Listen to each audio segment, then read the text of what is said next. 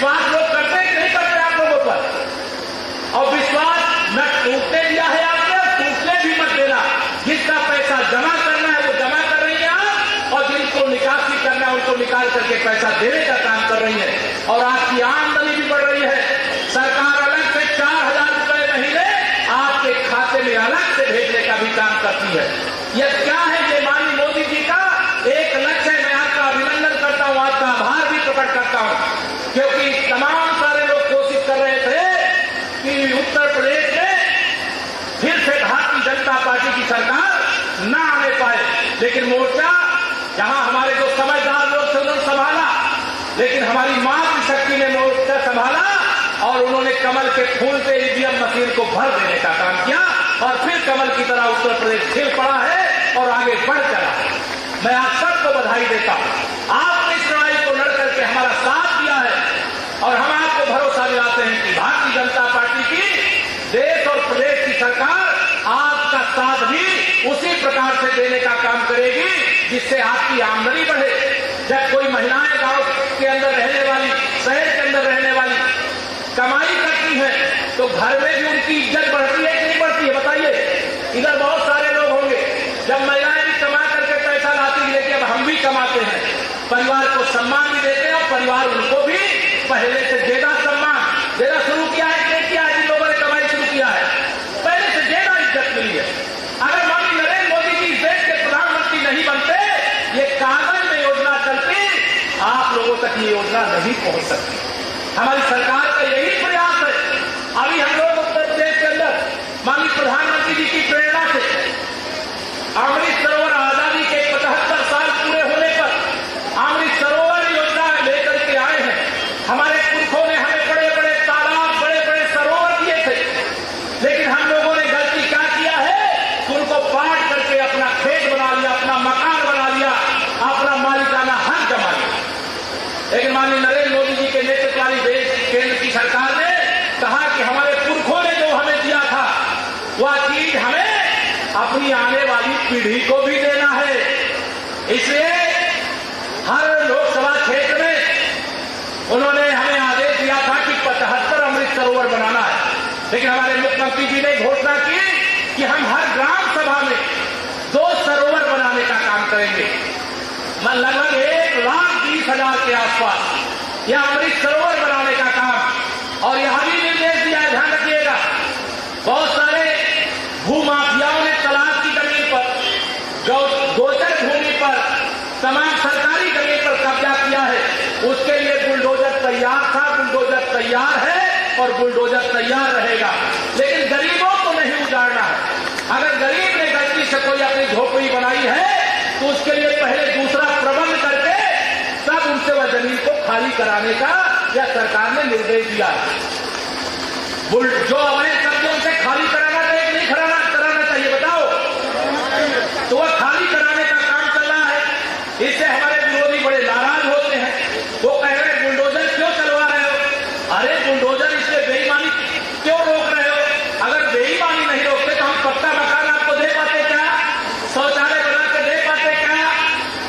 घर घर नल से जल पहुंचाने का काम अभी तक माननीय मोदी जी ने कहा है कि हर घर में, हम ये नहीं कि हमारे माननीय विधायक लोग बैठे हैं क्यों उनसे हैंडपंप मांगने की आपको जरूरत नहीं पड़ेगी। सरकार ने ऐसी योजना बनाई है, गरीब हो चाहे अमीर हो, उसके घर तक नल से जल पहुंचाया जा रहा है।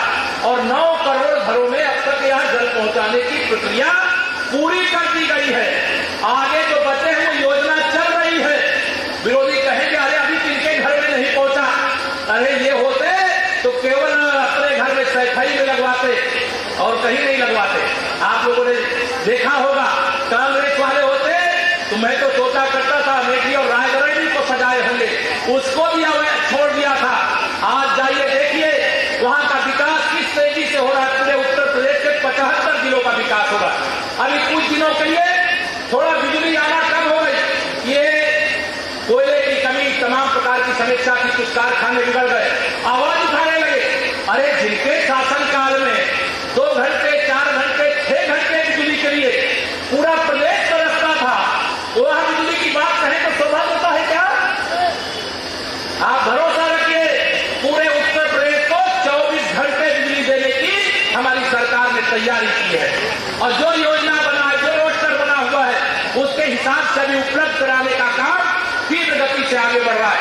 यहाँ बैठे हुए लोग जानते होंगे, किसान होंगे वो जानते होंगे, अगर गांव में ट्यूबवेल का कनेक्शन आपने लिया है, ट्रांसफार्मर जल जाए, गांव में कनेक्शन है, ट्रांसफार्मर जल जाए, पूरा गांव जब तक चंदा नहीं लगाता था, पैसा नहीं देता था, रिश्वत नहीं देता था, तो सपा बसपा की सरकार में ट्रांसफार्मर लगने के लिए आता था क्या? लेकिन हम दावे से कहते हैं हमारी सरकार में अगर कोई ट्रांसफार्मर जल जाए और आपने सूचना अंकित करवा दिया है तो आज ट्रांसफार्मर 48 घंटे के अंदर, 72 घंटे के अंदर बिना एक पैसा रिश्वत दिए लगाने का काम बिजली विभाग के माध्यम से किया जा रहा है कि नहीं किया जा रहा है? लोग भूल जाते हैं। इससे मैं याद दिला रहा हूं, किसानों की आमदनी बढ़ने के कारण हमारे देश के अंदर तमाम जो खाद्यान्न है उसका उत्पादन बहुत बढ़ गया है। पहले 255 करोड़ टन हमारे यहाँ, मिलियन टन हमारे यहाँ होता था, अब 316 मिलियन टन का उत्पादन अपने देश के अंदर हो रहा है। पहले सड़कों के क्या हाल थे? मैं अभी आ रहा था तो हमारे संचालक महोदय से बोल रहे थे, सड़क की आवाज मेरे कान में पहुंची। मैं अभी प्रदेश का आंकड़ा नहीं बता रहा हूं, 3,25,000 किलोमीटर 2014 में जब माननीय नरेंद्र मोदी जी के नेतृत्व वाली सरकार बनी है तब से अब तक 3,25,000 किलोमीटर सड़कें देश में बना करके तैयार करने का काम किया गया। लॉकडाउन था कोरोना के कारण, लेकिन लॉकडाउन के दौरान भी भारी मंदी पूरी दुनिया के अंदर थी। हमारे देश ने 418 अरब डॉलर का निर्यात किया, विदेशों में अपना सामान भेज करके बेचने में सफलता प्राप्त किया। यह विदेशी मुद्रा हमारे देश में आई है। इसी प्रकार से ये किसानों की बात करते हैं विरोधी लोग। आप बताइए, माननीय नरेंद्र मोदी जी के आने से पहले किसी किसान को 2,000 की किस्त मिलती थी क्या? 2 लाख करोड़ रुपया भेजने के साथ साथ, किसानों की आमदनी बढ़ाने के साथ साथ आज देश में जो उत्पादन 2014 से पहले किसान करते थे उससे 40% ज्यादा उत्पादन देश के अंदर शुरू हो गया है। इसकी मैं बधाई देना चाहता हूं। अगर किसी क्षेत्र में इतना प्रयास नहीं किया जाता तो इसका परिणाम नहीं होता। हमारी सरकार ने कृषि का बजट भी 10 गुना ज्यादा बढ़ा है, लेकिन किसानों पर अगर पहले की सरकारें ध्यान दी होती तो आज कोई समस्या नहीं रहती।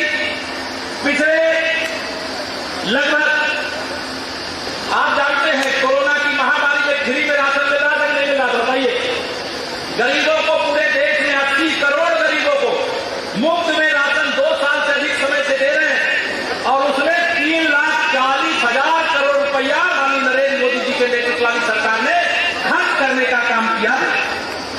मैं आप सब लोगों को, आज यहां पर बातें बहुत हैं, लेकिन मैं बहुत लंबी बातें करने की जगह आप सबका आह्वान करना चाहता हूं।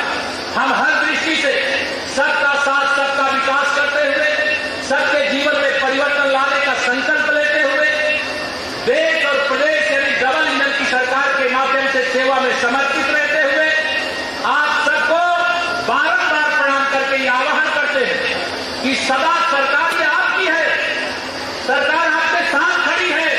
कभी आप ये मत सोचना मोदी जी और योगी जी की सरकार देश और प्रदेश की 25 करोड़ जनता की सरकार योगी जी के नेतृत्व वाली है और देश की 125 करोड़ जनता की सरकार मोदी जी के नेतृत्व वाली है। अगर मोदी जी के नेतृत्व में सरकार नहीं बनती तो क्या अयोध्या में रामलला का भव्य मंदिर बन रहा होता? क्या बाबा विश्वनाथ जी का धाम बना होता? क्या प्रयागराज के कुंभ में 24 करोड़ लोग स्नान करने आते? क्या स्वच्छ भारत के लिए कोई प्रधानमंत्री झाड़ू लगाता हुआ देखते? क्या और सफाई करने वालों को सम्मान देने के लिए मेरे प्रधानमंत्री जी प्रयागराज के कुंभ में स्वयं जमीन में बैठ करके जो सफाई के काम में लगे हुए सफाई कर्मी थे उनका चरण पखारने का काम, चरण धोने का काम प्रयागराज के अंदर करने का काम किया। सबका सम्मान करना विरोधियों को अच्छा नहीं लगता है। गरीब अगर थोड़ा आगे बढ़ जाए तो विरोधियों को बर्दाश्त नहीं होता। पिछड़े वर्ग के लिए ओबीसी आयोग बन जाए इनको बड़ा दर्द होता है। हमारे जो अनुसूचित जाति, अनुसूचित जनजाति के भाई बहन हैं उनके जीवन में परिवर्तन आए, इनको बर्दाश्त नहीं है। ट्रिपल तलाक के कारण जो मुस्लिम महिलाओं के साथ अत्याचार होता था माननीय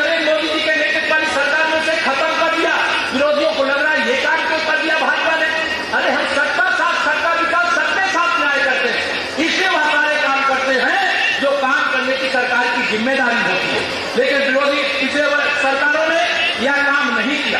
हम आप सब लोगों को आज यहाँ पर यह भी बता करके जाना चाहते हैं, पहले आप में से ऐसे बहुत सारे लोग होंगे जो फर्जी तमाम कानून ऐसे थे जिसके कारण परेशान किए जाते थे। केंद्र की सरकार बनने के बाद 1450 कानूनों को खत्म कर दिया गया जिनकी कोई आवश्यकता नहीं थी, जो केवल उत्पीड़न के लिए बने थे। सैनिकों के सम्मान में 1 रैंक 1 पेंशन भी।